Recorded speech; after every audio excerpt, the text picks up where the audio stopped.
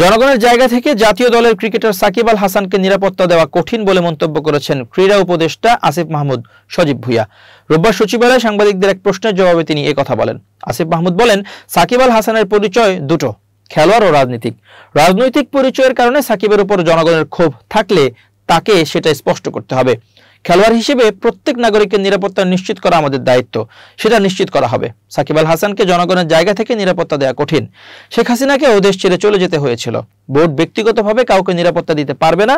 গত ৫ আগস্ট ছাত্র জনতার তীব্র গণ আন্দোলনের মুখে প্রধানমন্ত্রীর পদ থেকে পদত্যাগ করে দেশ ছাড়েন শেখ হাসিনা। তার সরকার ক্ষমতাচ্যুত হওয়ার পর মন্ত্রিসভার সদস্য, সংসদ সদস্য সহ আওয়ামী লীগের নেতাকর্মীদের নামে সারা দেশে অসংখ্য মামলা হয়েছে।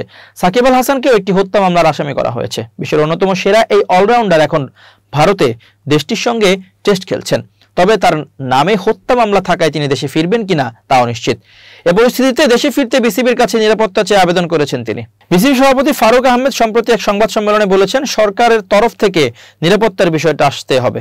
এই মুহূর্তে বোর্ডে থেকে এ সম্পর্কে কিছু বলা সম্ভব না। সাংবাদিকদের আরেক প্রশ্নের জবাবে শ্রম উপদেষ্টা আসিফ মাহমুদ জানান, আগামী ১ অক্টোবর থেকে শ্রমিকদের টিসিবির মাধ্যমে নিত্য পণ্য দেওয়া হবে। তিনি বলেন, শ্রমিকদের রেশন দেওয়ার কাজ চলছে। আগামী ১ অক্টোবর আশুলিয়া শ্রমিকদের জন্য টিসিবির পণ্য দেওয়া হবে সরকার নির্ধারিত মূল্যে। ৪০ লাখ শ্রমিককে এর আওতায় আনা হবে।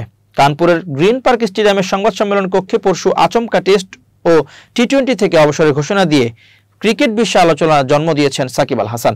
গতকাল ভারতের স্থানীয় সংবাদ মাধ্যমের দিকে তাকালেও সেই রেশটা পাওয়া যায়। প্রায় সব বড় পত্রিকায় সাকিবের অবসর নিয়ে বড় করে খবর ছাপা হয়েছে। চলমান কানপুর টেস্টই হতে পারে সাকিবের ক্যারিয়ারের শেষ টেস্ট। সাকিবের অবসরের ঘোষণার পর তাকে সংবর্ধনা দেওয়ার কথা জানিয়েছে ভারতের উত্তরপ্রদেশ ক্রিকেট অ্যাসোসিয়েশন ইউপিসিএ।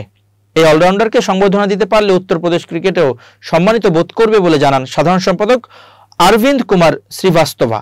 তিনি বলেন, আমি এই বিষয়টি নিয়ে সবার সঙ্গে কথা বলবো।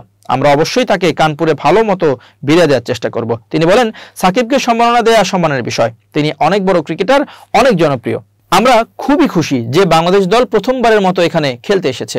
সাকিব আল হাসানও এখানে এসেছেন। এটা আসলে আমাদের জন্য সম্মানের বিষয়।